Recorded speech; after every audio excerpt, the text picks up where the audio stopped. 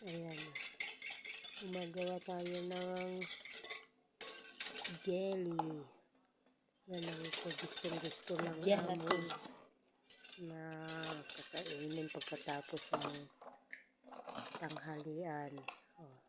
Tatlong klase ng na jelly ang ginawa natin.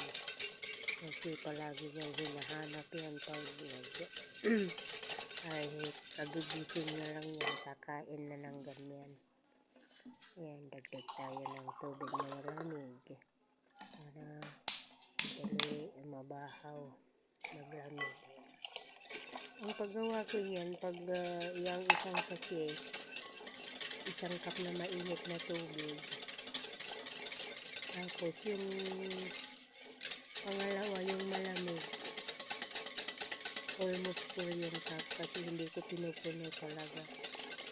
Kasi mas maganda yung konti lang yung tubig, mas maano yung pagtigas ng jelly.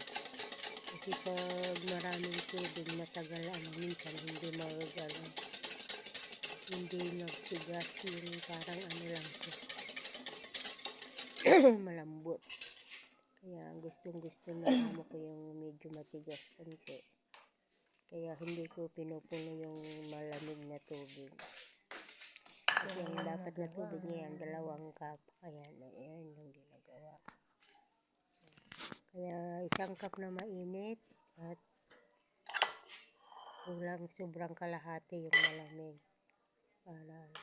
Tapos pag naglalagay ako sa bowl, tinatanggal ko yung bula-bula kasi ang pangit yan pag pag may bula na matigisan sa ibabaw. Ang pangit. Kaya pag sinasandok ko yung mga bubbles niya para makinis sa ibabaw. Yan. Tinatanggal kong ganyan para siya. Kasi pag may bubbles sa pag tumigas, ang pangit. Ayan, ganyan. Ganyan ko just ginagawa yung jelly na orange na yan, orange flavor. Kaya hindi yan nawawala dito yan sa rep namin pag summer. Gustong-gusto niya yung kainin. Ilan cup na yan. 3 lang na cup yan yung isang sachet. 3 bowl lang na maliliit.